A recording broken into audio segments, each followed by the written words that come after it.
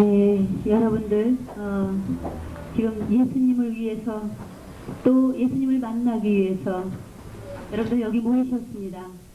그렇죠? 네.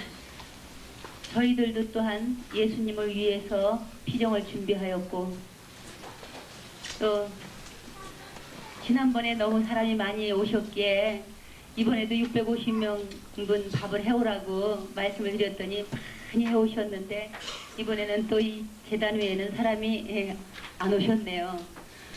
그래서 그렇게 음식 만드는 분들도 밤새워가면서 음식을 만들어서 또 예수님 때문에 예수님을 위해서 그렇게 하셨고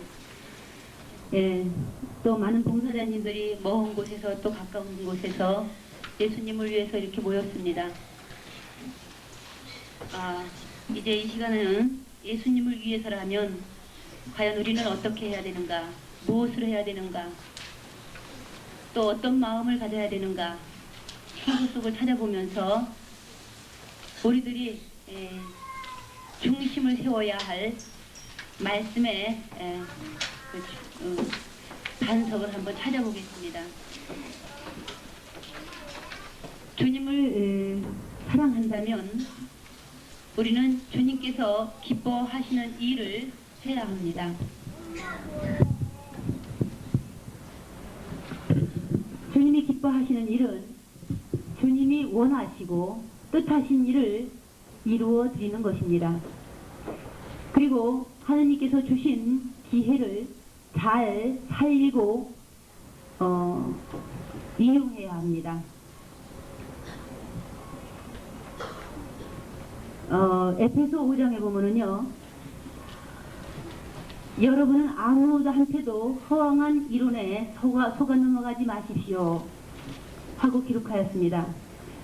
허황한 이론, 주님의 말씀이 아닌 세상에 꾸며낸 이야기에 속아 넘어가지 말라는 얘기입니다. 근데 너무나 많은 사람들이 살고 있기 때문에 많은 허황한 거짓말들을 다 꾸며내고 만들어내고 있습니다. 그리고 거기에 귀를 기울이면서 우리는 세월을 보내고 있죠. 이런 일들 때문에 하느님의 진노가 하느님을 거역하는 사람들에게 내리고 있다 그랬습니다. 그러므로 우리는 그런 사람들과 상종하지 말아야 되겠습니다. 7절에 보면 여러분이 전에는 어둠 속에서 살아서 어둠의 세계에서 살았지만 지금은 주님을 믿고 빛의 세계에서 살고 있다 그랬어요. 그러니 우리는 빛의 자녀답게 살아야 된다는 겁니다. 빛이란 과연 무엇입니까? 빛은 어둠을 밝혀주고 어둠을 몰아내는 것입니다. 근데 사실 이 빛은 예수님이죠. 예수님은 우리에게 희망을 주시기 때문에 우리의 빛입니다. 예수님은 우리에게 믿음을 주시기 때문에 우리의 빛입니다. 예수님은 우리에게 사랑을 주시기 때문에 우리의 빛입니다. 그리고 예수님은 우리 마음에서 기분 나쁘고 또 사람을 미워하고 거부하고 분통 터지게 하고 하는 그런 일들을 다 몰아내시거든요. 주님의 말씀이 우리 마음속에 들어오고 주님의 가르침이 우리 마음속에 깨달음으로 오실 때 그런 것들이 다 사라집니다. 그래서 예수님을 빛이라고 하는 거예요. 근데 그 빛이신 예수님의 말씀과 예수님은 선과 선행과 정의와 진실을 열매 맺게 합니다. 주님을 기쁘시게 하여 드리는 일이 무엇인지를 우리는 가려내야 된다 했어요. 그래서 열매를 맺지 못하는 어둠의 행위에 끼어들지 말고 오히려 그런 일들을 폭로하라 그러셨습니다. 그리고 많은 사람들이 그런 일들을 숨어서 하고 있는데 그런 것들은 말하기조차도 부끄러운 일들이라 했습니다. 부끄러운 모든 죄들은 어둠의 행위들은 이제 빛 앞에 폭로될 것이고 빛을 받아서 드러나게 되면 이제 빛의 세계에 속하게 될 거라 했습니다. 그래서 이제 잠에서 깨어나라, 죽음에서 일어나라, 그리스도께서 너에게 빛을 비춰주시리라 하는 말씀이 바로 그러기 때문에 있는 거라는 거죠. 그러므로 여러분은 이제 어떻게 처신해야 할지 깊이 생각해서 하고 미련한 사람처럼 살지 마시기를 바란다고 지금 에페소 5장 15절에서 말씀하고 있습니다. 그러므로 여러분은 어떻게 서신해야 할지 깊이 생각해서 미련한 자처럼 살지 마시고 지혜롭게 사십시오. 이 시대는 악합니다. 그러니 여러분에게 주어진 기회를 잘 이용하고 살리시길 바랍니다. 여러분은 어리석은 자가 되지 말고 주님의 뜻이 무엇인지를 잘 아는 사람들이 되십시오. 그리고 술 취하지 마십시오. 방탕한 생활이 거기에서 옵니다. 여러분은 성령을 가득히 받아야 합니다. 성령을 받게 되면 성시를 푸고 찬송가를 부르게 되고 영가를 부르게 됩니다. 그걸 같이 모두 같이 부르라 했어요. 그리고 진정한 마음으로 노래를 불러서 주님을 찬양하라 했습니다. 또 모든 일이 언제나 우리 주 예수 그리스도의 이름으로 모이고 이름으로 하고 그리고 그 이름으로 아버지께도 감사를 드리라 했습니다. 우리가 기도하는 일을 제껴놓았다면, 봉사하는 일을 또한 제껴놓았다면, 하느님을 섬기는 일을 제껴놓았다면 그것은 바로 영적인 잠을 자고 있는 것입니다. 그러기에 말씀 비정해서 그런 잠에서 깨어나시기를 바랍니다. 예수님을 사랑한다면 털고 일어서야 됩니다. 예수님을 위해서라면 이제 우리가 털고 일어서야 됩니다. 그래서 정말 주님께서 기뻐하시는 일을 잘 알아내고 그 일을 성취시켜 드려야 됩니다. 회개할 수 있는 기회를 잘 이용해서 그 시간에 회개를 해야 되고, 능력받을 기회를 잘 이용해서 능력을 받아야 되고, 또 지혜를 얻을 기회를 잘 받아서 지혜를 얻어내야 됩니다. 그래서 하느님 섬기는 방법을 알고 터득함으로써 이 세상을 굳세게 헤쳐나가면서 승리하게 되기를 바랍니다. 예수님을 위해서라면 우리의 낡은 인간성을 애착을 두지 말고 끊어버려야 됩니다. 그리고 옛생활을 청산해야 됩니다. 그리고 무엇이나 우리의 그 육체적인 모든 것들에 대해서 아까워하지 말아야 됩니다. 우리의 인간성은 육체의 욕망과 함께 이제 썩어서 파삭파삭 먼지가 되어 날아가 버릴 것이기 때문입니다. 저는 어머니가 돌아가신 줄도 모르고 이런 말씀을 준비하고 있었습니다. 우리의 낡은 인간성을 벗어버려야 되고, 옛생활을 청산해야 되고, 인간의 육정을 끊어버리는데 아까워하지 말아야 되고, 우리 인간성은 이제 육체와 함께 썩어서 파삭파삭 먼지가 될 거다. 그리고 날아가 버릴 거다. 그렇게 말씀을 준비해 놓고 있었습니다. 그랬더니 정말로 이제 어머니는 먼지로 돌아가게 되었어요. 우리도 마찬가지죠. 이제 오늘 여기 있지만 우리도 이제 주님께서 원하시는 때가 되면은 그렇게 한 사람 두 사람 다 이 세상을 떠나고 땅으로 이제 먼지로 돌아갈 것입니다. 그러나 우리가 얼만큼 하느님을 사랑했는가, 얼만큼 주님을 위해서 살았는가에 대한 그 마음만은 하느님께로 올라가서 하느님과 함께 상급을 받고 거기서 살게 될 것입니다. 주님을 위해서 충성스럽게 일한 사람들은 그곳에서도 하느님의 유산을 물려받을 것이고, 주님을 위해서 인색했던 사람들은 하느님에게서 받는 것이 없을 것입니다. 그렇기 때문에 우리는 주님을 위해서 열심히 봉사하고 기도하고 남을 위해서 노력하고 애를 써야 되며 하느님의 영광이 드러나도록 많이 선포해야 될 것입니다. 에베소 4장 17절에서 24절에 있는 말씀을 보면 그리스도 안에서 새 생활이 나옵니다. 그러므로 나는 주님의 이름으로 여러분에게 간곡히 권고합니다. 이제부터 여러분은 이방인들처럼 살지 마십시오. 이방인들은 헛된 생각을 하고 또한 마음이 어두워져서 하느님께서 주시는 생명을 받지 못하는 사람들이 되었다 그랬어요. 그것은 그들이 무지하고 마음이 완고하기 때문이라 했습니다. 그들은 도덕적인 감각을 잃고 제멋대로 방탕에 빠져서 온갖 더러운 짓을 하고 있다 그랬습니다. 그러나 여러분은 그리스도를 그렇게 배우지 않았다 그랬어요. 그리스도 예수 안에는 진리가 있을 따름인데, 진리는 곧 빛이며, 진리는 예수님의 말씀이며, 진리는 우리에게 지혜와 또한 생명을 주시는 말씀인 것입니다. 그래서 그리스도 안에는 진리가 있을 따름인데, 바로 여러분들과 저희는 주님의 가르침을 그대로 듣고 배웠습니다. 그래서 이렇게 듣고 배웠다면 이제 옛생활을 청산하고 정욕에 말려들어서 썩어져가는 낡은 인간성을 벗어버리라는 겁니다. 그리고 마음과 생각이 새롭게 되어 하느님의 형상대로 창조된 새 인간으로, 새 사람으로 갈아입어야 된다 했어요. 새 사람, 새 인간은 바로 예수님입니다. 여러분들은 예수님을 덧입기를 바랍니다. 예수님을 덧입으시기를 바랍니다. 예수님을 덧입으시면 여러분은 벌거숭이가 되지 않을 것입니다. 예수님을 덧입으시면 하느님 앞에서 여러분은 부끄럽지 않을 것입니다. 예수님을 덧입으시면 여러분들은 공심반 때 부끄러움을 당하지 않을 것입니다. 새 사람은 바로 또한 거룩하고 진리의 생활을 하는 사람이라 했어요. 우리가 진리의 생활을 한다면은 하느님을 기쁘게 해드리는 생활이 되는 것이고 또 이웃들에게는 빛이 되는 것입니다. 그럼 결국은 예수님이 가신 길을 우리가 따라가게 되는 거죠. 예수님을 사랑한다면, 예수님을 위한다면 그리스도인의 생활 원칙을 따라야 된다는 얘기입니다.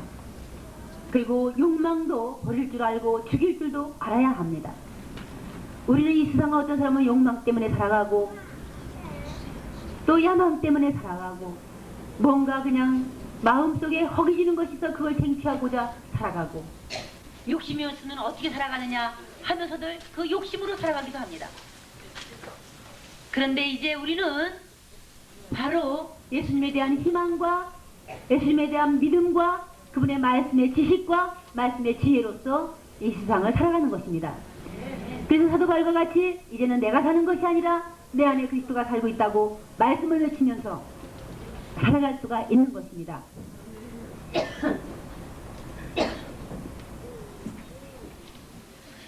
골로사이 3장을 보겠습니다. 골로사이 3장에 보면은 그리스도인의 생활 원칙이 나오죠. 여러분은 모든 세속적인 욕망을 죽이시라 했어요. 음행과 더러운 행위와 욕정과 못된 욕심과 또한 우상숭배나 다름없는 탐욕 따위의 욕망은 하느님을 거역하는 자들에게 내리시는 하느님의 징벌을 살 것이라 했어요. 여러분도 전에는 이런 욕망에 빠져 살 때에는 그런 행동을 하고 있었다 했습니다. 그러나 이제 지금 분노와 격분과 악의와 비방과 또 입에서 나오는 수치스러운 말 따위는 모두 버려야 된다 했어요. 그리고 거짓말로 서로 속이면서 또한 남을 속이지 말라 했습니다. 여러분은 옛생활을 청산하여 이제는 낡은 인간성을 벗어버렸고 새 인간인 예수님으로 갈아입었기 때문이라 했습니다. 새 인간은 자기 창조주의 형상을 따라 끊임없이 새로워지면서 참된 말씀의 지식을 가지게 된다 했습니다. 여기에는 그리스인이나 유다인이나 할례받은 사람이나 또한 할례받지 않은 사람이나 타국 사람이나 야만인이나 노예나 자유인이나 따위가 그런 따위의 구별이 없다 했어요. 지위가 높고 낮음에 어떤 구분이 없다 했습니다. 주님을 닮아가는 마당에서는 모두가 평등하다는 얘기죠. 주님을 따라가는 마당에서는 모두가 다 평등하다는 얘기입니다. 그래서 오직 그리스도만이 전부로서 모든 사람 위에 군림할 것이라 했습니다. 예수님은 모든 사람 위에 군림하셔야 하고 또 만방에서 찬미받으셔야 하고 왕으로서 또한 존경받으셔야 할 분이십니다. 그렇기 때문에 모든 사람이 아무리 높다 하더라도 아무리 많은 것을 가졌다 하더라도 또한 정신적인 것과 육체적인 것을 아무리 많이 가졌다 하더라도 예수님 아래에 있다는 얘기입니다. 여러분은 하나님께서 뽑아주신 사람들이고 하나님의 성도들이며 하나님의 사랑을 받은 백성들입니다. 그러니 따뜻한 동정심과 친절한 마음과 겸손과 온유와 인내로 마음을 새롭게 하여 서로 도와주고 피차에 불평할 일이 있더라도 서로 용서해 주시기 바랍니다. 주님께서 여러분을 용서하신 것처럼 여러분도 부디 서로 용서하시기 바랍니다. 그뿐만 아니라 사랑을 실천하시기 바랍니다. 사랑은 모든 것을 하나로 묶어서 완전하게 해주기 때문입니다. 우리가 모두가 다 같이 예수님을 닮기 위하여 완전해지기 위하여 달려가는 사람들이기 때문에 우리는 완전해지도록 노력해야 됩니다. 그리스도의 평화가 또한 여러분의 마음을 다스리게 되기를 바랍니다. 마음에 평화가 있고 기쁨이 있을 때 우리는 행복하며 그 행복을 이웃에게 나눠주기 위해서 또한 노력할 수가 있고 끈기 있게 달려갈 수가 있는 것입니다. 그러려고 우리는 부르심을 받았으며 부름을 받아서 믿음으로 한 몸이 되었다 했어요. 성체를 먹음으로 우리는 예수님과 한 몸, 이웃과 한 몸이 되었습니다. 말씀을 먹고 마심으로 또한 우리는 이웃과 예수님과 한 몸, 한 마음이 되었습니다. 성령을 마셨기 때문에 우리는 예수님과 한 몸, 한 마음이 되었습니다. 그러니 항상 감사하는 마음으로 정말 이 세상을 살아가시기 바랍니다. 믿음으로 살아가시기 바랍니다. 사랑으로 살아가시기 바랍니다. 그리스도의 말씀이 풍부한 생명력으로 여러분의 영혼 안에 마음 안에 살아 계시기를 바랍니다. 여러분은 모든 지혜를 다하여 서로 가르치고 서로 충고하는 사람들이 되기를 바랍니다. 그리고 우리는 다 같이 성시를 부르고 찬송가를 부르고 영가를 부르면서 하느님께 감사하는 마음으로, 진정 감사하는 마음으로 하느님을 찬양해야 되겠습니다. 그래서 여러분들 찬양하는 자리에 빠짐없이 끊임없이 쫓아다니시기를 바랍니다. 그리고 무슨 일이나 무슨 일에나 모두 주 예수님의 이름으로 하면서 또한 예수님의 영광을 드러내는 그런 주의 종들이 되시기를 바랍니다. 예수님을 위해서라면 우리는 우리가 즐겨하는 것도 끊을 수 있어야죠. 예수님을 위해서라면 음식이나 재물도 끊을 줄 알아야 된다 했습니다. 또 예수님을 기분 나쁘게 해드리지 않기 위해서, 예수님의 마음을 질투하게 해드리지 않기 위해서 우리는 분별해서 먹고 마시며 또한 보고 듣고 갈 때와 안 갈 때를 구분해야 된다고 말씀하고 있습니다. 그것이 고린도 전서 8장에 있는 말씀이죠. 이제는 우리는 이제 우상 앞에 놓았던 재물에 관해서, 음식에 대해서 우리가 좀 지식으로 알아야 됩니다. 우상 앞에 놓았던 재물이요, 우리는 많은 사람들이 이 믿음으로 살기 때문에 우상 앞에 놓았던 재물도 믿음으로 기도하고 축복 기도하고 먹으면 된다, 다들 이렇게 알고 먹어왔습니다. 저도 역시 옛날에는 그렇게 너무나 찢어지게 가난하니까 이웃집에서 정말 이렇게 고사떡을 해서 거기다가 절을 하고 동서남북에다 갖다 놓고 절을 하고 칼로다 뭐 긋고 물을 붓고 뭐 물을 뿌리고 막 이렇게 한 다음에 그 다음에 그걸 또 우리 집으로 갖고 와요. 근데 너무나 가난하니까 떡을 생전으로 먹어보게 하나요? 시골에서 아주 가난하게 살을 때니까. 그러니까 이제 그걸 주니까 감사해서 예수님 감사합니다 하면서 이제 그걸 먹는데, 에이 근데 그런데 조금 우상 앞에 놓았던 거니까 찝찝하니까 나는 조금은 알고 있으니까 먹지 말고 애들이나 줘야 되겠다 하면서 애들만 먹였습니다. 근데 이제 제가 하느님에 대한 지식이 없으니까 그냥 음식이니까 기도하고 먹으면 되지 하고 먹었던 거죠. 근데 그것이 하느님을 질투하게 해드리는 거였다는 것을 나중에 말씀을 공부하면서 알게 되었습니다. 그래서 여기서 말씀을 보면은 우리는 다 지식이 있다고 말하는데 사실 지식이 있습니다. 그러나 지식은 사람을 교만하게 만든다 그랬어요. 사람을 향상시켜주는 것은 사랑이라 그랬습니다. 하나님에 대한 사랑과 이웃에 대한 사랑이죠. 자기가 무엇을 좀 안다고 생각하는 사람이 있다면 그는 마땅히 알아야 할 것을 아직 알지 못하는 것입니다. 그러니 하느님을 사랑하는 사람은 하느님께서도 그를 알아주신다 그랬습니다. 이제 우상 앞에 놓았던 재물을 먹는 문제가 나왔지만 우리가 알고 있는 대로 세상에 있는 우상은 아무것도 아니고 또 하느님은 한 분밖에 안 계십니다.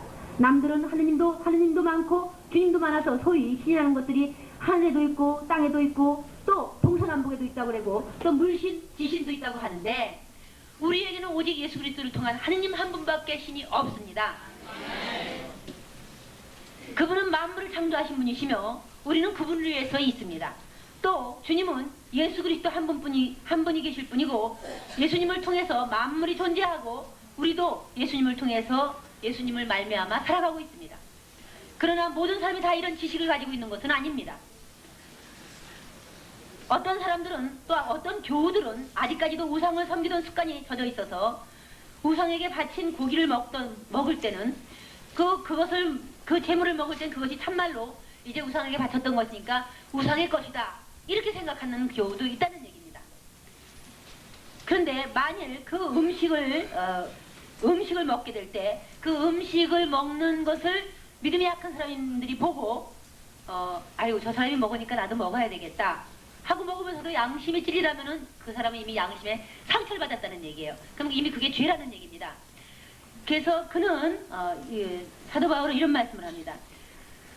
그래서 만일 음식이 내 형제를 넘어뜨린다면 나는 그를 넘어뜨리지 않기 위해서 우상에게 바쳤던 그 재물을 절대로 먹지 않겠습니다. 절대로 그 고기를 입에 대지 않겠습니다. 그랬어요. 마귀에게 바쳤던 것이기 때문에 먹지 말라는 얘기죠. 왜냐하면 이걸 보면서 그 우상에게 바쳤던 재물을 먹는 그 일에 대해서는 우리가 민수기에서도 잘 나타나 있습니다. 민수기에 보면은 우상 앞에 놓았던 재물을 먹고 그날로 몇만 명이 죽었습니다. 하느님이 진노를 내리셔서 다 죽였어요. 그만큼 주님은 질투가 나서 그냥 막 불을 내려보내시는 분이십니다. 우상 앞에 놓았던 재물을 먹는 이스라엘 백성들을 다 죽여버리셨어요. 그리고 대표들을 불러서 대장들을 불러서 우상 앞에 놓았던 사람들 다 그냥 다 박살을 내셨습니다. 그만큼 주님은 우상에게 절하는 한다든가 우상 앞에 놓았던 재물을 먹는다든가 하는 것에 대해서 아주 질투를 하시는 분이십니다. 그래서 주님은 질투하는 신이다 하고 말씀하세요. 당신이 만든 땅에서 당신이 주신 생명을 가지고 주님이 주신 건강한 몸으로 주님이 주신 재물을 가지고 우상을 섬기고 있기 때문에 주님은 질투가 난다는 얘기죠. 그래서 고린도전서 10장에 보면은 경고가 나옵니다. 이 경고는 본보기이죠. 우상 앞에 놓았던 사람들이 우상 앞에 절을 했던 사람들 또 우상을 숭배했던 사람들이 하루에도 몇만 명이 죽었습니다. 출애굽기 32장에도 보면은 근데 그들이 우상 앞에 앉아서 먹고 마시며 춤추고 즐거워했기 때문에 하느님은 그들을 다 하루아침에 다 죽여버리셨어요. 그것도 레위인 사제들을 통해서 칼을 들고 이쪽 저쪽을 다니면서 다 쳐죽여라 하셨어요. 그만큼 주님이 질투하신다는 얘기입니다. 여러분은 그들처럼 우상 숭배자가 되지 마십시오. 다른 사람들에게는 그것이 경고가 되었고 출애굽기 32장이 경고가 되었고 어떤 사람들은 음행을 일삼다가 하루에 다 죽어 넘어갔는데 그 수가 23,000명이나 됐다 했습니다. 이게 고린도전서 10장 8절에 있는 말씀입니다. 그것이 기록에 남아서 이제 세상의 종말을 눈앞에 둔 우리에게는 교훈이 되었다 했어요. 자기 발로 서 있다고 생각하는 사람은 넘어지지 않도록 조심해야 된답니다. 여러분이 겪은 시련은 모두가 인간이 능히 감당할 수 있는 그런 시련들이었다 했어요. 하느님은 신의가 있으신 분이기 때문에 결코 우리가 힘에 겨워서 정말 넘어질 만큼은 시련을 주시지 않는다는 얘기입니다. 이길 수 있을 만큼 주신다는 얘기죠. 그러므로 사랑하는 여러분, 형제 여러분, 우상 숭배를 멀리하십시오.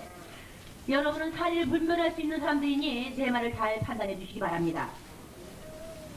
우리가 감사하면서 드리는 그 축복의 잔을 마시는 것은 우리가 그리스도의 피를 나누어 마시는 것이 아니겠습니까? 미사 성제를 지금 여기서 얘기하고 있습니다.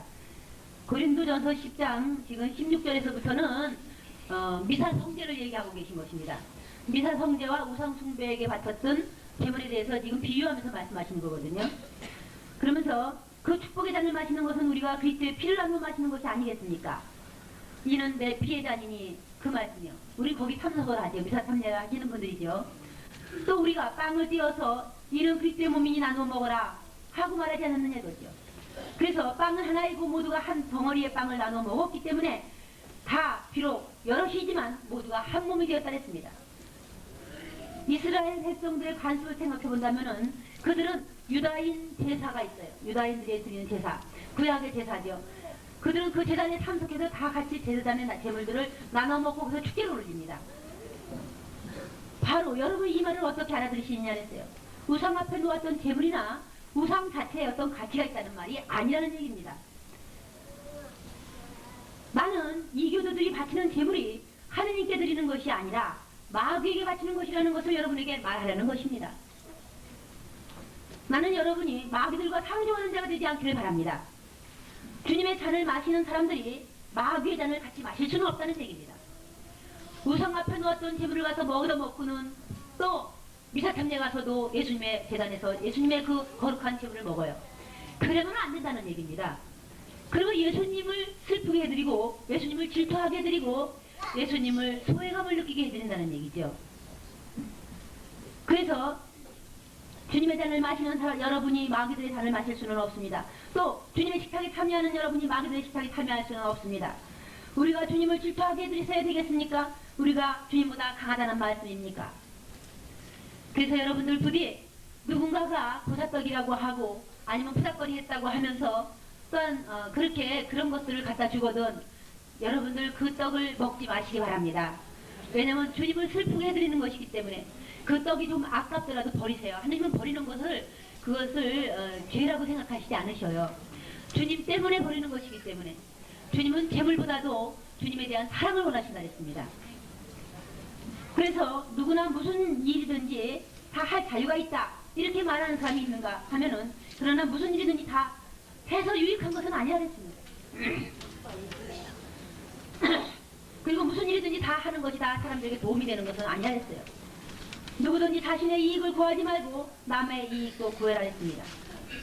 그러나 시장에서 나올 때는 이것은 부정한 음식이지 저건 부정한 음식이지 이렇게 생각하지 말고 자유롭게 사 먹으라 했습니다. 땅도 주님의 것이요 그 안에 가득한 것도 다 주님의 것이라 했습니다. 어떤 교우가 아닌 사람의 초청을 받아서 그 집에 가거든 그 되어 양심을 따지지 말고 차려내온 음식을 무엇인지 잡수십시오. 그러나 누군가가 이것은 우상 앞에 놓았던 음식입니다 하고 일러주거든 그 말을 한 사람과 그 사람의 양심으로 해서 먹지 마시기 바랍니다. 이것이 고린도전서 10장 29절에 있는 말씀이에요. 28절 29절에 있는 말씀입니다. 먹지 말라는 겁니다. 그의 양심을 위해서 먹지 말라는 겁니다. 제사 음식은 조상들의 죽음을 축제하는 거죠. 기념하는 겁니다. 그죠? 우상이 아니죠? 네. 다만 부모님들을 위해서 기도하고 잡수시는 거죠. 그렇지만은 이제 거기다 뭐 지방을 써붙이다든가 이름을 붙이다든가 하면서 제사하시지 마시고 먼저 가족들이 다 믿는 분들이라면 찬양을 하고 기도를 하고 연령을 위한 연도를 하시고 그 다음에 이제 등 음식에다 놓고 절하고 싶은 사람은 하라고 하시고 그 다음에 잡수시면 되겠죠. 그러나 되도록이면은 이렇게 정말 믿지 않고 돌아가신 분들은 천국에 가서 주님과 함께 있다고 하면 믿는 사람이라도 마찬가지입니다. 주님이 한번 천국에 가 있다고 생각을 해보세요. 여러분들이 사람은 그러니까 하느님께 대한 예배하는 사람으로 주님이 만드셨기 때문에 어디든지 절을 하고 싶어하고 예배하고 싶어합니다. 그래서 주님을 안 믿어도 조상들에게 절을 하거든요. 절하고 싶어하는 것이 뭔가 거룩한 거 느껴지거든요. 그래서 절을 하고 싶어합니다. 그런데 여러분 한번 잘 생각해 보세요. 우리 부모님이 지금 천국에 올라가서 주님 앞에 있다고 합시다. 그런데 우리가 여기다가 음식을 만들어 놓고 육체는 저 땅속에 묻어 있는데 음식을 만들어 놓고 하늘에 있는 어머니를 부르면서 절을 하면은 하느님을 보는 그 어머니가 민망해서 아이고 얘야 내가 그 음식을 먹을 수도 없는 거니까 하고 분명히 주님 앞에 부끄러워할 거예요. 여러분 누가 높은 분 옆에서 칭찬받을 때 여러분을 그 기분이 좋았습니까? 민망하고 죄송해요. 그죠? 나는 여러분이 주님의 능력과 은총을 받으시기 바랍니다 하면서 축복 기도를 빌어줄 때 박수를 치죠? 주님 앞에 죄송하니까 그건 다 주님께 드립니다. 다 주님이 받으세요 하고 주님께 드리거든요. 마음에 안 들어와요. 주님께 다 드려버리기 때문에. 민망한 거거든요. 인간이 칭찬을 받는다는 건 민망하고 주님 앞에 죄송한 거거든요. 잘못하면 그것이 독이 될 수가 있는 거거든요. 그래서 우리는 예배의 대상 절은 하느님께만 하게 되어 있습니다. 성서상으로는 절은 하느님께만 하게 되어 있어요. 그러나 정말 부모님을 위해서 연도하고 기도하고 음식 차려놓고 어머니를 잊지 않기 위해서 아버님을 잊지 않기 위해서 모여서 형제들이 음식잔치를 벌이는 것도 괜찮겠죠. 그러나 그 영혼이 정말 위로가 될 수 있는 미사 성제에 헌금을 하면서 미사 그 연령을 위한 미사를 넣으면서 기도를 한다면 하느님은 정말 그건 아들밖에 더 기쁜 그런 재물이 없다 했거든요. 하느님은 이는 내 사랑하는 아들 내 마음에 드는 아들이니 너희는 그의 말을 들어라 하셨거든요. 하느님이 제일 기뻐하는 분은 예수님밖에 없습니다. 그래서 예수님을 제물로 받으신 거예요. 그래서 우리가 이 세상의 이목 때문에 또 사람들이 우리를 박해하니까 박해 안 받으려고 욕을 안 먹으려고 제사를 합니다. 그러나 정말은 부모님이 그때 오시는 거 아니거든요. 하느님과 함께 있어서 올 수 없습니다. 미사 때 정말 부모님의 이름이 거론되면서 주님께 제물을 바친다면 하느님 앞에서 기쁠 것이죠. 어머니도 아버지도 기쁠 것입니다. 그런데 혹시 영혼이 구원받지 못한 조상들에게 잔뜩 제사를 해놓고 먹고 마신다면은 그것은 육체를 가진 사람들에게 유익할지 모르지만 죽은 사람에게는 유익이 안 된다는 얘기입니다. 저는 그것을 알고 있어요. 그렇기 때문에 정말로 예수님을 위해서 우리는 해야 된다는 것을 명심하시기 바랍니다. 정말 미사 때 부모님을 위해서 연령을 위해서 미사 헌금을 하시고 또 죽은 조상들을 위해서 기도하신다면은 그것이 그들에게는 정말 도움이 될 거예요. 뜨거운 때앞 밑에서 조금이나마 한 걸음 한 걸음 천국으로 가까이 가는 연옥에 있다면은 불의 그 고통이 줄어드는 그런 은총을 받을 것입니다. 그래서 저희 시어머니는 어느 날 그런 말씀을 저에게 해주셨어요. 내가 죽거든 이 어린 아이들을 좀 잘 내 대신 돌봐다오 그런 말씀을 하셨어요. 그래서 그 어린 아이들이 먹을 것이 없을 때, 갈 곳이 없을 때 정말 그렇게 조금만 했지만은 함께 살아갈 수가 있었습니다. 힘들고 어렵고 저도 어렸지만은 어린 신부가 정말 가족들을 부양한다는 게 정말 힘들었습니다. 남편이랑. 그런데 돌아가신 부모님들한테 잔뜩 차려놓고 제사할 때 차라리 그것을 저는 그 형제들에게 하는 게 좋겠다고 생각을 했어요. 그 어린 형제들한테 하는 것이 더 좋겠다고 생각을 했었습니다. 그것이 가슴에 모시리였기 때문에 저는 그렇게 살고 싶었어요. 부모님이 원하시는 것은 남겨놓고 간 자녀들에게 잘하는 것이다, 먹을 것을 주는 것이다 하는 걸 알았습니다. 저도 그래서 친정에서 그런 여러 가지 많은 사연들이 있었습니다. 사연들이 있을 때 나는 우리 어머니 살아있을 때 가서 하겠다 그랬어요. 근데 살아있을 때는 어머니를 돌보지 않던 자들이 죽었을 때 많은 사람들을 초청해서 부주금을 많이 받으면서 제사를 하고 얼굴을 낼 때 그것은 아니라고 생각이 되거든요. 어머님이 살아계실 때 잘해야 되죠. 어머님이 살아계실 때 기쁘게 해드려야 되죠. 그것이 진짜 효도입니다. 죽은 다음에 울고불고 그건 위선이거든요. 자기 얼굴 내려고. 왜 울어요? 왜 울어요? 죽기 전에 가서 한 번이라도 더 얼굴 뵙고 어머니가 기뻐하는 거 해드리고 어머니 즐겁게 해드려야 되는 것이 그것이 사람된 도리가 아닙니까? 그렇게 해야 되는 건 정말이라는 얘기죠. 저는 그것을 주님 안에서 터득하게 되었고 주님 안에서 알게 되었습니다. 그래서 여러분들도 부디 돌아가신 부모님이 있다면 그 부모님의 형제들에게 하시기 바랍니다. 부모님의 형제들에게 하시기 바랍니다. 부모님의 자녀들에게 하시기 바랍니다. 그것을 정말 부모님의 하늘에 있다면 그걸 더 기뻐하실 것이고 하나님도 그걸 기뻐하실 거예요. 제사는 우리가 좋아서 하는 것이지 정말 조상을 위한 것은 아니에요. 조상을 위한 것이라면 하나님을 잘 섬겨야죠. 그것이 주님의 뜻입니다. 근데 많은 사람들이 자기가 즐겁기 위해서, 자기가 기쁘기 위해서, 사람들에게 남내기 위해서 그렇게 조상들을 우연한 척합니다. 그건 위선이죠. 살아있을 때는 몰란 척하고 살아있을 때는 갖다 고려장시키고 살아있을 때는 버리고 못 살겠다고 하면서 돌아가신 다음에 울고불고 그건 위선이지 그게 진짜 효도입니까? 그건 아니에요. 그거 저는 아니라고 생각합니다. 여러분들 살아있을 때 정말 잘하시기 바랍니다. 그래서 주님께서도 말씀하셨어요. 마지막 날에 올 때 무엇으로 심판하느냐 하면은 너희가 내가 배고팠을 때 먹을 것을 주었느냐 그랬습니다. 너희가 내가 헐벗었을 때 입을 옷을 주었느냐, 나그네 되었을 때 너희가 나를 맞아들었느냐, 목마랐을 때 마실 것을 주었느냐 하고 심판하신다 그랬습니다.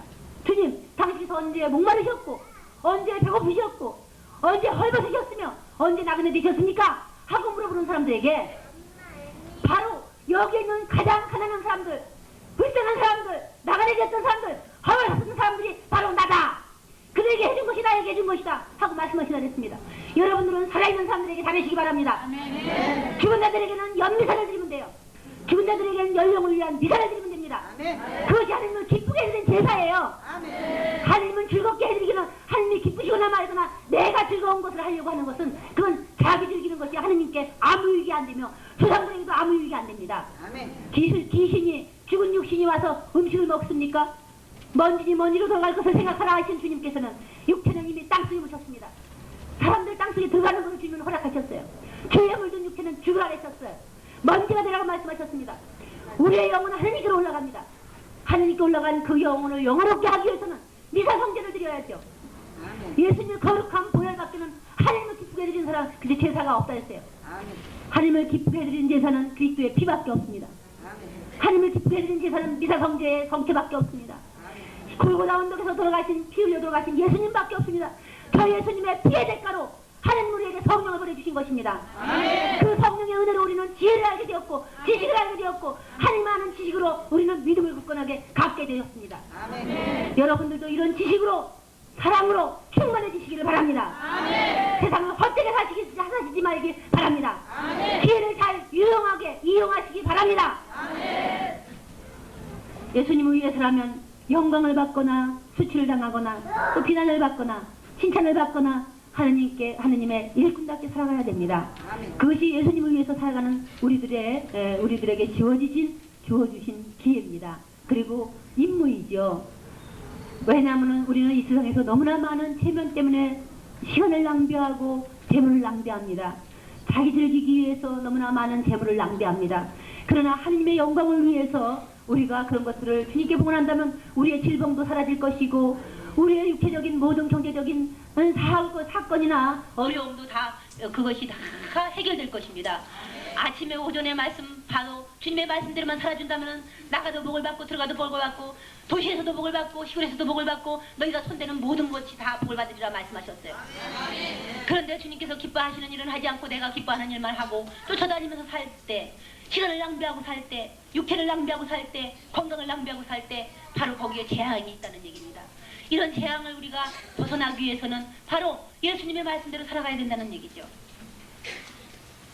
고린도후서 6장을 좀 보겠습니다. 우리는 하느님과 함께 일하는 사람으로서 여러분에게 간곡히 부탁합니다. 여러분이 받은 하느님의 은총을 헛되게 하지 마십시오. 하느님께서는 너에게 자비를 베풀 만한 때 내 말을 들어주었고 너를 구원해야 할 날에 너를 도와주었다 그랬어요. 지금이 바로 자비의 때이며 오늘이 바로 구원의 날입니다. 우리가 전하는 전도 사업이 배난을 받지 않게 해서 우리는 사람들의 비유를 상하게 하는 일을 조금도 하지 않으려고 합니다. 그래서 우리는 환난과 궁핍과 역경도 잘 참아냈고 매질과 옥살이와 폭동을 잘 겪어냈으며 심한 노동을 하고 잠을 못 자고 굶주리면서도 그 고통을 잘 견뎌냈습니다. 우리는 순결과 지식과 끈기와 착한 마음을 가지고 성령의 도우심과 꿈이 없는 사랑과 진리의 말씀과 하나님의 능력으로 살고 있습니다. 네, 그래요. 복음을 전하기 위해서는 우리는 무슨 일이든지 하고 있습니다. 우리 봉사자님들은 때로는 너무나 날마다 모여서 기도를 하니까 어느 때는 너무 지쳐하셔요. 그래갖고 기력들이 다 쇠진했습니다. 또 저도 한강에 하고 들어가고 나면은 이 기력을 복구 세우기 위해서 막 또 기도하고 또 주님 앞에 그냥 손을 쳐들고 기도하고 기력 달라고 기도하고 봉사자님들하고 같이 안수기도 하면서 그냥 주님께 능력을 청하고 나와서 말씀을 전하거든요. 그런데 정말 우리가 정말 이렇게 주님의 복음을 전하기 위해서는 기도를 날마다 모이기 위해서는 서울에서 대전에서 춘천에서 인천에서 부평에서 막들 모입니다. 우리 봉사의 교육관으로 모여서 봉사자님들이 다 날마다 여러분을 위해서 이제 기도를 해요. 피정을 위해서. 그렇게 준비하고 보름 정도 어느 때는 20일 어느 때는 막 40일씩 막 100일씩 기도하면서 이런 준비를 하거든요. 그리고는 밤을 새워가면서 음식을 장만을 합니다. 그래가지고 여기 와서 복음을 전하는 거죠.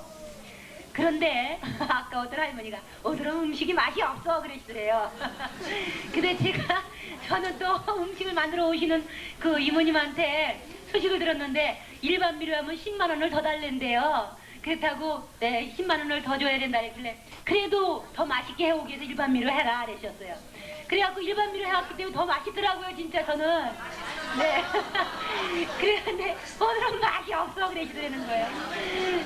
우리 봉사자님이 어저께 하루 종일 와서 쇠고기를 그냥 몇십 근 갖다가 막 큰 가마솥에 대놓고 푹푹 봤습니다. 가서 그걸 거기다 미역을 끓여가지고 그걸 걸러가지고 60만 해갖고 갖고 온 거거든요. 그래갖고 다시 식으니까 또 새벽 2시 반에 일어나서 그걸 또 끓이고 다시 끓여갖고 여기까지 나온 거거든요. 잠도 한숨 못 자고들. 그렇게 해서 이제 여러분에게 진짜 기쁨을 나누기 위해서 그렇게 한 거죠. 그리고 여기 나오기 위해서 그만큼 준비들을 하고 정말 몇 날 며칠을 몇 달을 준비를 하는데 그것이 주님을 위한 사랑이죠. 그래서 여기서 보면은 순결과 지식과 끈기와 착한 마음을 가지고 성령의 도우심으로 꾸밈없이 사랑과 진리의 말씀과 성령의 능력으로 이렇게 우리는 살고 있다 그랬어요. 그리고 폭동과 매질과 옥살이와 역경과 궁핍과 환난을 잘 참아내고 있다 그랬습니다. 그건 주님의 사랑과 성령이 우리 안에 머무시기 때문이거든요. 그리고 칭찬을 받거나 비난을 받거나 언제든지 하느님의 일꾼답게 살아간다 그랬습니다. 바로 그렇습니다. 우리는 속이는 자 같으나 진실하고 이름 없는 자 같으나 유명하고 죽은 것 같으나 이렇게 살아있다 그랬습니다. 네, 비난을 받을 때가 많이 있죠. 어떻게 세상에 살면서 저렇게 사냐 하는 분들이 많이 있습니다. 그래서 마음 아픔도 많이 겪죠. 주님의 일을 하기 위해서 맨날 쫓겨다닐 때가 있습니다. 장소가 그냥 허가낸 교육관이 아니고 저희 이제 우리 장부가 창고로 낚시터 관리사로 지은 데서 창고 허가를 내가지고 교육관을 하니까 자꾸 시청에서 와서 막 감사가 나올 때마다 너무나 많이 무서워서 쫓겨다닙니다. 그래가지고 봉사자님들 모일 장소가 없으니까 그래서 이제 그 창고에서 그냥 이렇게 방을 만들어가지고 이렇게 한 4분의 1 정도 됩니다. 그런 데서 모여서들 우리 성서피정 봉사자님들 말씀 훈련받고 연수받고 기도 연수받고 또 율동 연수하고 하면서 이제 말씀 준비하고 이렇게 해서 오거든요. 근데 그 장소를 왜 교회 같은 그런 거로 쓰느냐, 교육하는 장소로 쓰느냐 해갖고 감사가 나오니까 늘 무섭고 두려워가지고 쫓겨다닙니다. 막 도망을 치고 어느 때는 산에 가서 하고 어느 때는 그냥 봉사자님들 집에 가서 빌려서 하고 막 그렇게 준비를 하거든요.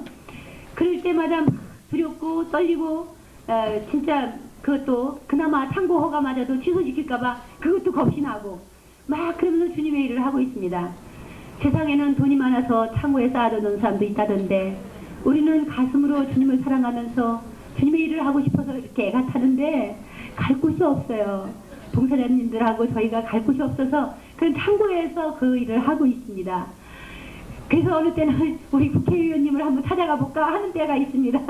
국회의원님을 찾아가서 우리에게 우리 봉사자들 교육관 하나만 주십시오. 그 말을 하고 싶어가지고 그렇게 할 때가 있어요. 그래 얼마나 절박하면 그런 얘기를 그런 마음까지 먹겠습니까?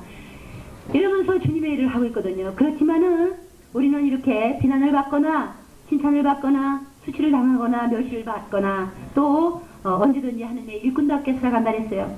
그래서 우리는 이렇게 속이는 자 같지만 진실하고 이름 없는 자 같지만 유명하고 죽은 것 같지만 살아있습니다.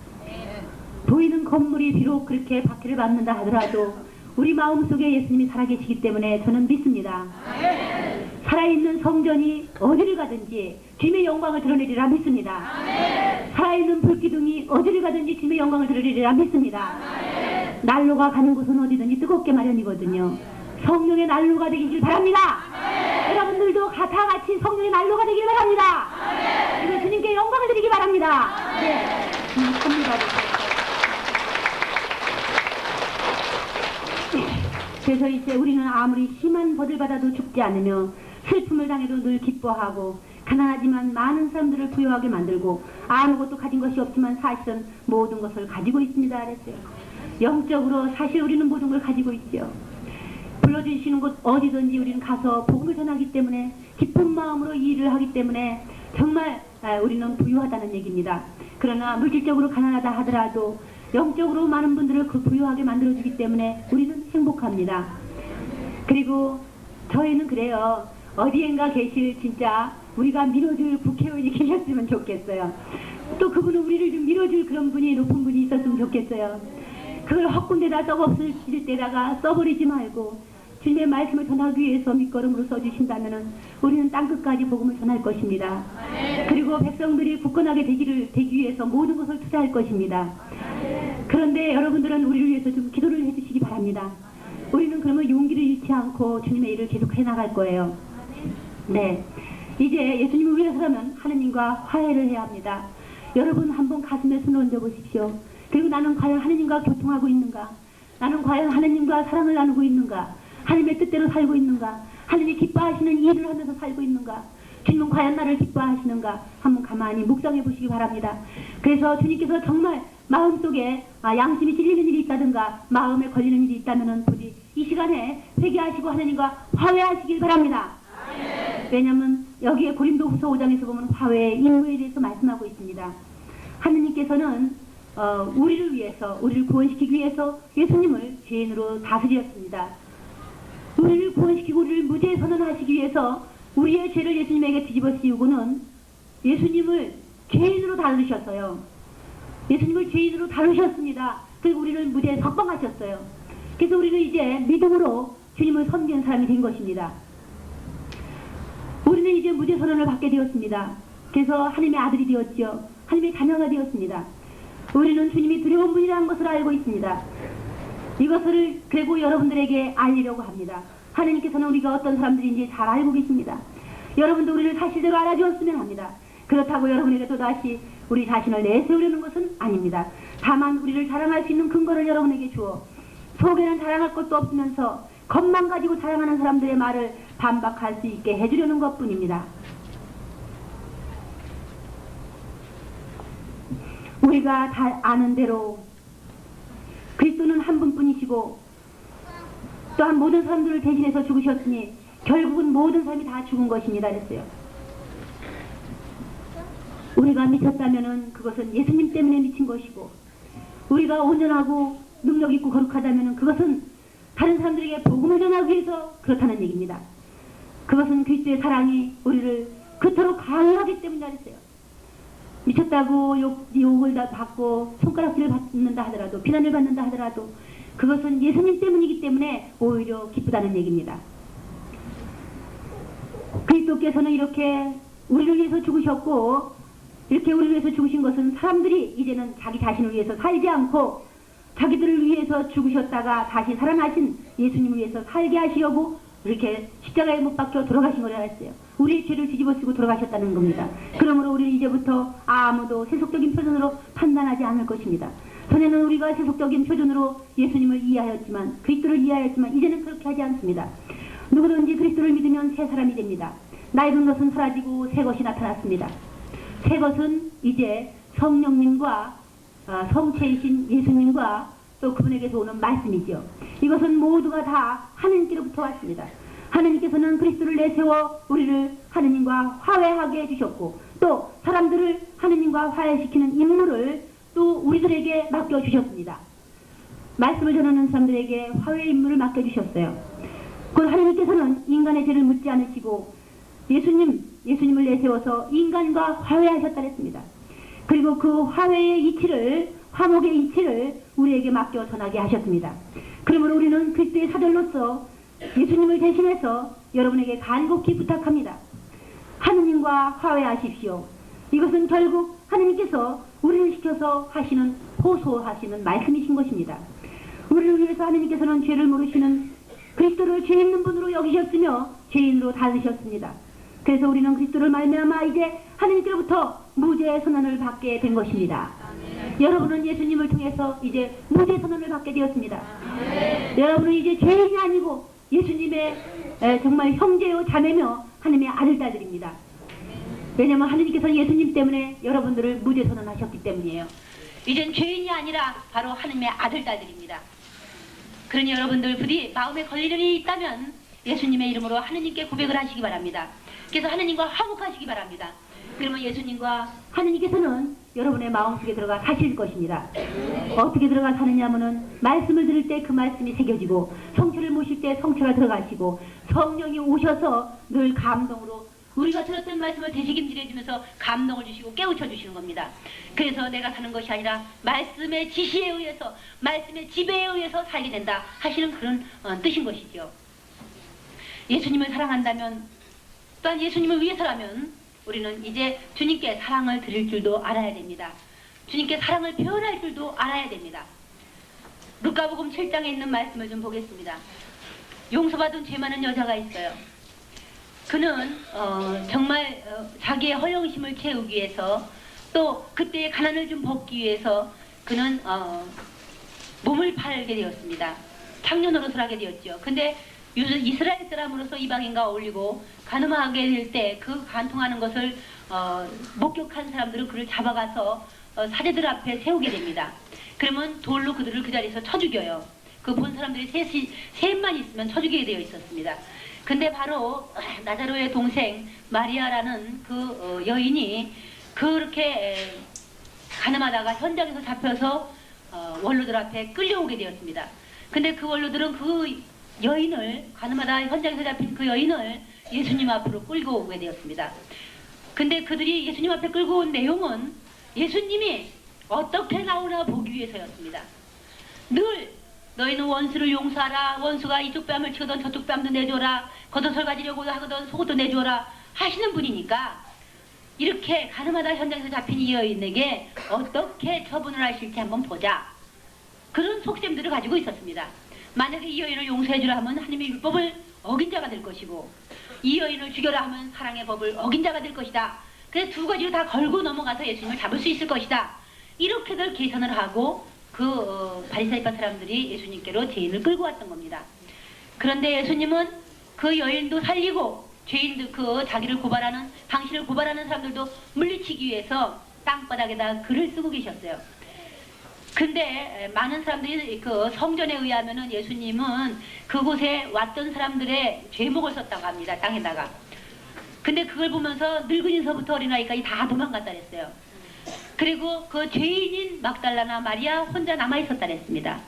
그래서 그 여인에게 너의 죄를 묻던 자, 너를 심판하던 자가 어디에 있느냐 했을 때 그 여인은 아무도 없습니다, 주님. 그래, 나도 너를 죄인으로 한죄하지 않겠다. 그러니까 이제부터는 다시는 가서 이런 죄를 범하지 말아라 하고 말씀하셨어요. 그래서 그 은혜가 너무나 깊고 커서 이 막달라나 마리아는 예수님께 은혜 갚을 기회를 찾고 있었습니다. 아까 기회를 잘 살리라 했죠. 바로 이 마리아는 기회를 찾고 있었어요. 예수님을 만날 기회, 예수님을 붙잡을 기회, 예수님께 부은할 기회, 감사할 기회를 찾고 있었습니다. 그런데 바로 바리사이파 사람 집에서 상을 받고 계시다는 것을 듣고 그 소식을 듣고 이 마리아는 자기가 가장 아끼고 있던 그 향유를, 나르도 향유를 한 병을 가지고 옥합에 든 그 향유를 가지고 가서 그걸 깨어요 예수님의 발에다 붓고 머리에다 붓고 자기 머리털로 예수님의 발을 닦고 눈물을 흘리면서 그 예수님의 발에 묻은 먼지를 다 닦아드렸습니다. 지극정성인 사랑이었죠. 근데 그것을 보고 비난하는 사람이 있었어요. 그러나 예수님은 그 비난하는 그 사람에 대해서 오히려 마리아 막달레나에 대한 그 사랑을 증거를 해주셨습니다. 500데나리온과 50데나리온 빚진 사람 중에 다 빚을 탕감받았을 때 누가 더 빚 탕감해준 사람을 사랑하겠느냐? 더 많은 돈을 탕감받은 사람이 더 많이 사랑하겠지요. 속으로 욕하던 사람이 대답했습니다. 그래, 맞다. 너는 내가 네 집에 들어왔을 때 발에 묻은 먼지도 한번 닦아주지 않았다. 대화에다 물도 떠다주지 않았다. 근데 이 여인은 눈물로 내 발을 닦아주고 있다. 옥합으로 내 머리에 향유를 붓고 있다. 복음이 전해지는 곳 어디에서든지 이 여인이 나한테 한 일이 다 소식이 전해질 것이다 하셨어요. 그래서 이것이 모범이 되고 모델이 될 것이다. 그런 말씀을 해주셨습니다. 저는 이 말씀에서 너무나 많은 감동을 받았고 이 말씀에서 정말 예수님을 만났습니다. 자신의 죄를 알고 있었기 때문에 하느님께 드릴 것이 사랑과 감사밖에 없었습니다. 이 여인은. 저도 예수님을 만나서 내가 너를 길이라는 그 말씀을 듣고 나서 너무나 기쁘고 이제 나는 구원받았구나. 죽음 때문에 무서워 두려워하던 내가 이제 죽을까봐 두려워하던 내가 죽으면은 어디로 갈까? 이 세상 사람들 한 번도 못 보겠지. 다시는 못 보겠지. 사랑하는 사람들도 다시는 못 보겠지 하면서 늘 공포에 쌓였던 저를 이제 구원시켜주기만 하는 약속을 받고 나서부터 죽음에 대한 공포가 사라졌어요. 그리고 주님을 그리워하면서 기다리게 되었습니다.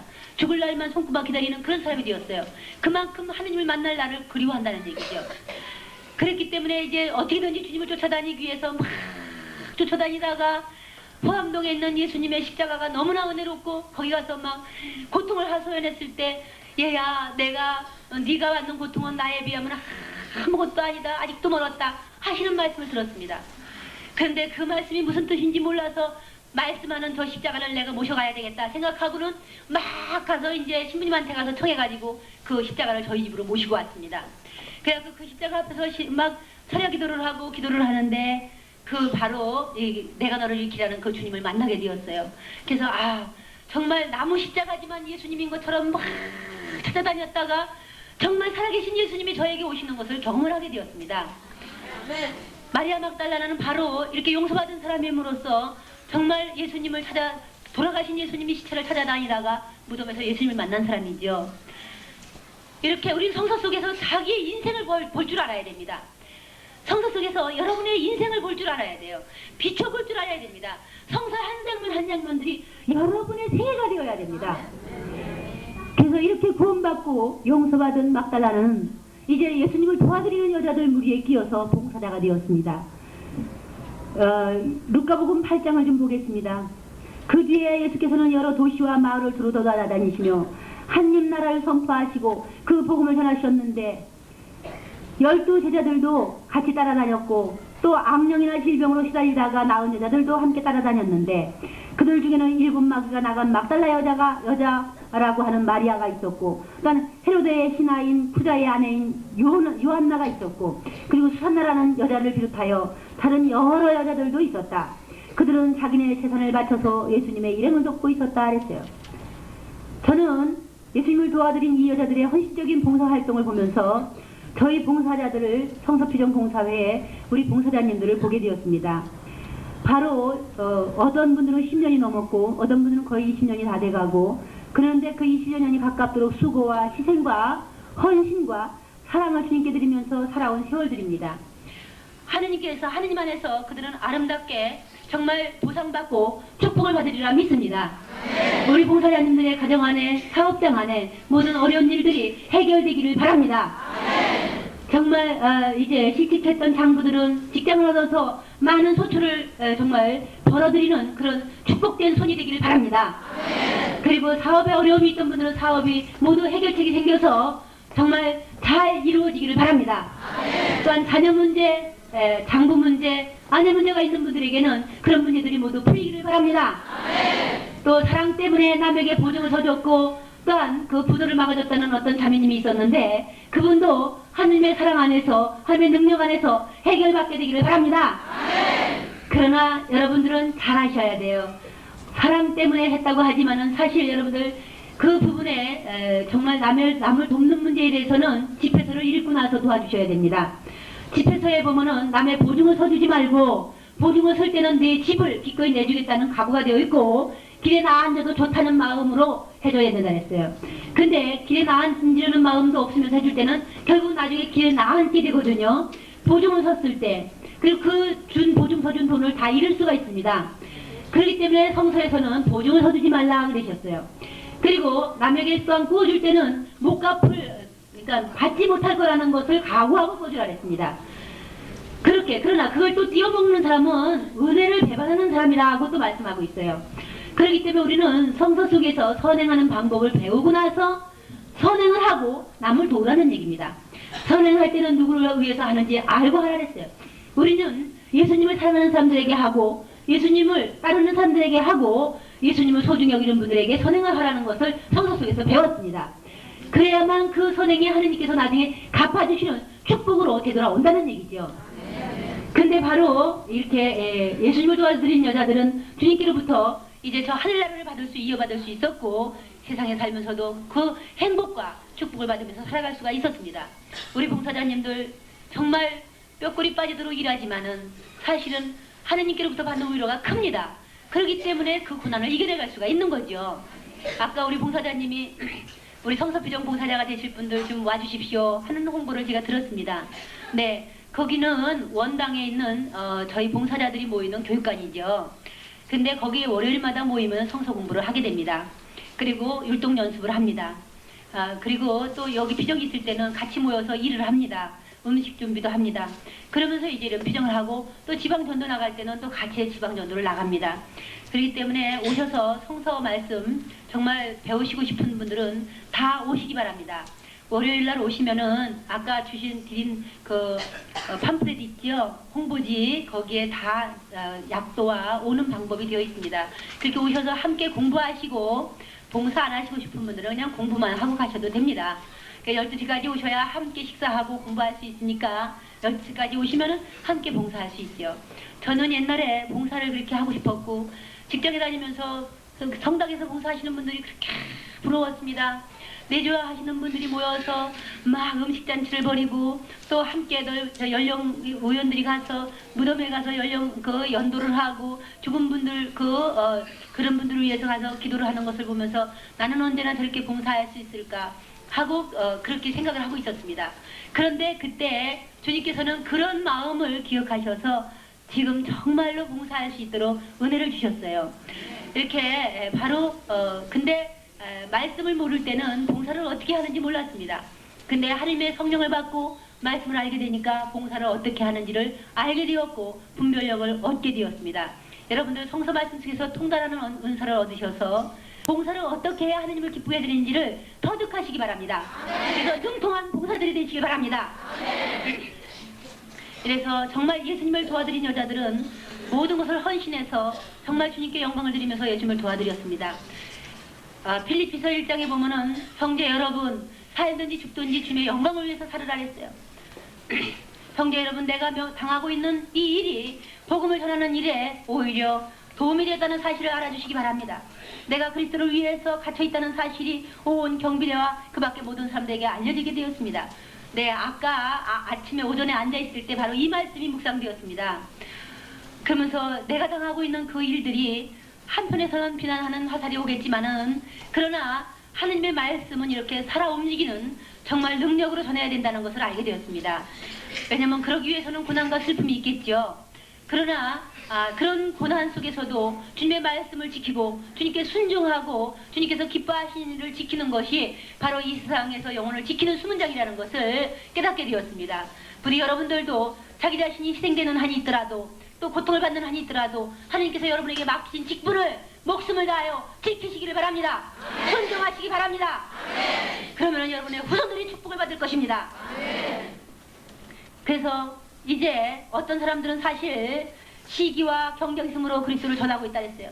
그러나 선의를 가지고 그리스도를 전하는 사람들도 있답니다. 그리고 있다고 했습니다. 선의로 전하는 사람들은 내가 복음을 수호하는 사명을 받은 것이라는 것을 알고 사랑하는 마음으로 전하지만, 그러나 이기적인 동기에서 전하는 사람들은 성실한 마음으로 하는 것이 아니라 내가 감옥에 갇혀있는 동안에 나를 괴롭힐 생각으로 하는 것입니다. 그러나 그것이 무슨 상관이 있겠습니까? 가식으로 하든지 진실로 하든지 결국 그리스도가 전파되는 것이니 나에게는 기쁜 일입니다. 앞으로도 기뻐할 것입니다. 사도 바울은 필리피서에서 필리피인들이 거의 필리피에 교회를 하나 세웠습니다. 그리고 그곳에서 복음을 전하고 있었는데 정말 이렇게 감옥에 갇힌 후에 필리피에다가 이렇게 편지를 쓰는 겁니다. 그런데 사도 바울이 다 읽어놓은 자리를 이것이 무슨 큰 명예직이나 되는 것처럼 그 자리를 정말 사도 바울이 없을 때 뺏어야 되겠다 하고 이기적인 야심과 욕망을 가지고 하는 사람들이 있었다 그랬어요. 그러니까 사도 바울은 감옥에서 그것이 마음이 아팠기 때문에 이렇게 말씀을 한 겁니다. 내가 감옥에 갇혀 있는 동안에 이렇게 이기적인 야심으로 하는 사람들도 있더라. 그것이 무슨 큰 명예가 되는 것처럼 사실은 죽어야 되는 것이 그 자리인데, 희생해야 되는 것이 그 자리인데 그것도 모르고 그렇게 하더라는 얘기입니다. 그러면서 내가 지금은 갇혀있지만 이것이 마침내는 여러분의 기도와 예수 그리스도의 성령의 도우심으로 나에게 구원을 가져오리라는 것을 알고 있기 때문입니다. 나의 간절한 기대와 희망은 내가 무슨 일에나 부끄러움을 당하지 않고 늘 그러했듯이 지금도 큰 용기를 가지고 살든지 죽든지 나의 생활을 통틀어 그리스도의 영광을 드러내는 것입니다. 나에게는 그리스도가 생애의 전부입니다. 여러분들도 그리스도가 생애의 전부가 되길 바랍니다. 그리고 죽는 것도 나에게는 이득이 됩니다. 여러분, 그래요. 정말 주님에게 가는 것도 우리에게 큰 이득이죠. 이제 수고를 이제 마치고 쉬게 되는 겁니다. 그러나 주님께서 아직도 세상에 남아서 도와야 할 사람들이 있으니까 더 살아라 하시기에 또한 사는 거죠. 육체를 지니고 산다는 것은 너무나 고행입니다. 육체를 지니고 그것도 건강하지 않은 육체를 지니고 산다는 것은 고통입니다. 그래서 여러분들은 아픈 몸을 이끌고 여기 기적과 치료를 얻으려고 오신 분들도 있습니다. 그래서 믿음이 성숙한 사람들은 더 먼저 빨리 하느님께로 가고 싶어서 소망을 하느님께 두면서 주님, 하느님께로 빨리 하루빨리 갈 수 있게 해주십시오 하고 기도하는 사람들도 있습니다. 저는 그것을 보았어요. 저도 그렇게 많이 기도했었습니다. 그러나 이제 정말 약한 사람들과 네가 도와야 할 사람들이 있기 때문에 더 살아남아서 일을 하라 하셨기에 또 주님의 일을 하고 있습니다. 이건 들은 자와 체험한 자와 전해주신 분만 알죠. 주님은 저에게 말씀해 주셨고 저는 그것을 들었습니다. 그것을 경험을 했습니다. 그랬기에 주님의 일을 하고 있는 거죠. 그러면서 죽는 것도 나에게 이득이 됩니다. 그러나 내가 이 세상에 더 살아서 보람 있는 일을 할 수 있다면 과연 어느 쪽을 택해야 될지 알 수가 없습니다. 그리스도와 함께 나는 나는 이 둘 사이에 끼어 있으니 마음 같아서는 이 세상을 떠나서 그리스도와 함께 사는 것이 소원입니다. 또 그 편이 훨씬 낫겠습니다. 그러나 여러분을 위해서라면 내가 이 세상에 더 살아 있어야겠습니다. 이런 확신이 섰기 때문에 나는 살아남아서 여전히 여러분과 함께 지내게 되리라고 생각합니다.